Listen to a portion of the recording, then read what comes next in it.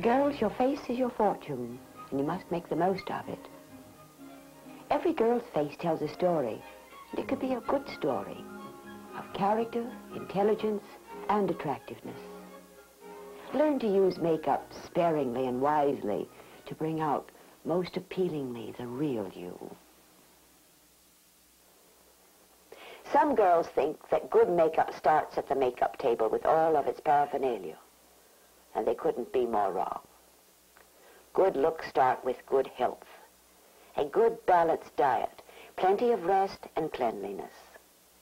Since we are exposed to dust and dirt from morning till night, the first thing we must learn is how to cleanse the face.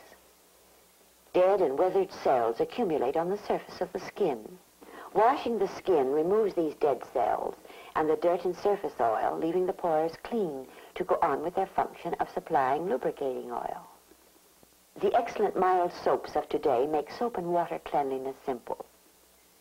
Lanolin soap is very good for thin, sensitive skin. A mild Castile soap is also very good. Use a clean face cloth and bathe gently. Don't rub and scrub harshly, as this will cause the skin to become chapped and cracked. Move the face cloth up and out, giving particular attention to the nose, chin, and forehead. If your skin is oily and you have an inclination to blackheads, wash your face more frequently. Your face cloth should be rough, but not so rough as to irritate the skin. After washing, it is important to rinse off all the soap. To dry your face, use a soft towel. Pat your face dry. Don't rub. Now, with their faces clean, these girls are going to begin their makeup. And it begins with powder. A good face powder should be fine and soft. It is dusted on to a soft cotton pad and spread to cover a large working area. Gently pat the powder on the skin, pressing a little, removing the cotton pad straight outwards. Always use a powder that is of the same general tone as your skin. Once you have covered your face with powder, fold the cotton pad back on itself, and with the clean surface of the pad, dust off all the excess powder. The movements of the pad are very similar to those used to apply the powder. Marge has a number of skin blemishes, usually the result of insufficient or improper washing or improper diet. She can minimize their appearance by using a medicated cover cream or stick. This cream or paste comes in different shades, and of course you will select the one that is closest to your natural skin tone.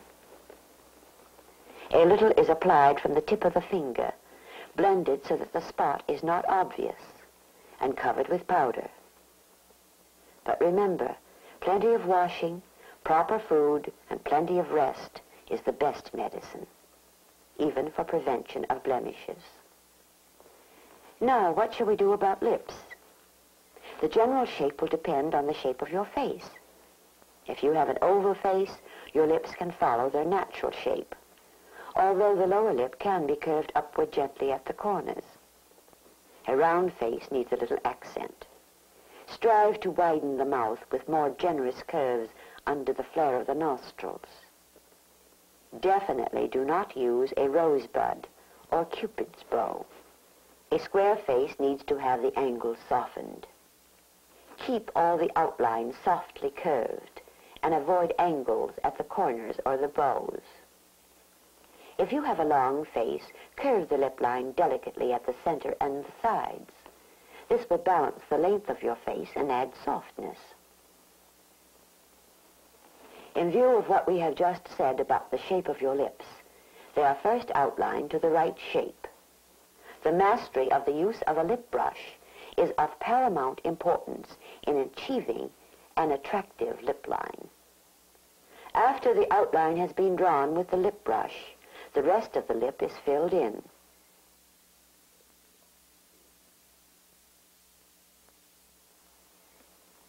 Use a lipstick of a color that complements the tone of your skin. Patty, who is darker than Marge, uses a darker lipstick. She takes a little on the end of her lip brush and begins to stroke in the outline. She draws lightly from the corners to the center, steadying her hand with a little finger rested against her chin.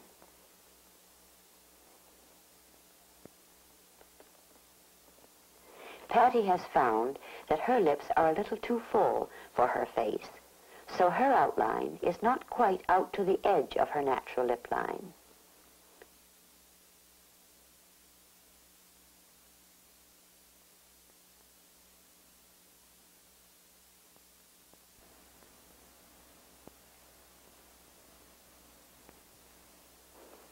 Now she fills in the rest of the lips. Before going on to her eyebrows, Patty uses a tweezer to get rid of a few stray eyebrow hairs. She plucks only between the eyes and below the brow, never above it.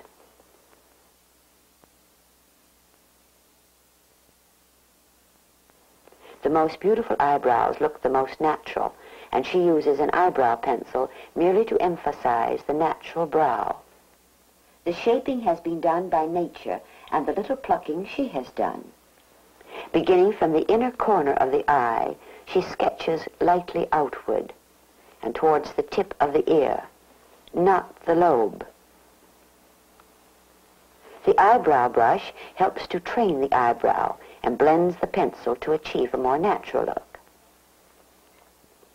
By slightly shaping the eyebrows, great advantage can be taken of your face shape.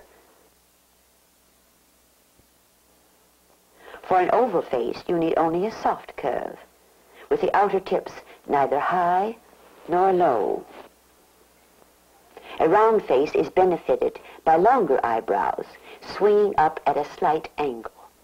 The short hairs should be penciled in and the arch lifted a little. Eyebrows in a long face should be almost straight to create the illusion of greater width in the forehead, but not so long as to make the forehead look narrow.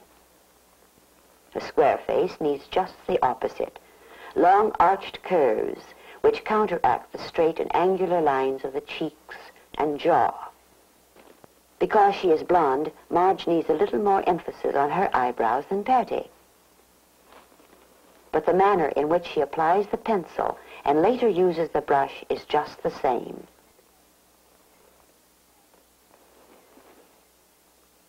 She brushes lightly from the center outward toward the tip of the ear. Especially for light-haired girls, mascara gives the appearance of heavier lashes. For this purpose, a brown mascara is best. Always use colors that complement your natural color. Apply the mascara to the upper lashes only, using an upward sweep from the bottom of the lashes. Now there's an attractive girl. Not all of us are endowed with beautiful curling lashes, but we can beat nature at her own game by using eyelash curlers.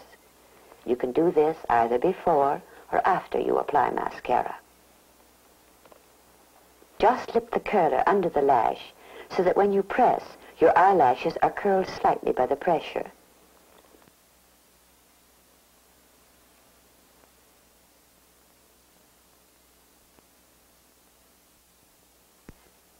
By this time, your lipstick has set.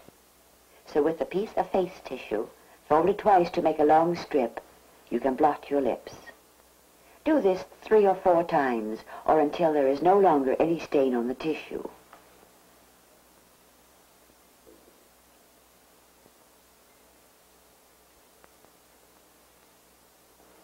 Remember that good health is the basis for happiness and beauty. This means good food for a well-balanced diet. Plenty of rest so that your face is not drawn and your eyes not puffy. And plenty of good soap and water so that your pores will be clean and your complexion at its best. Then you will have really made your face your fortune.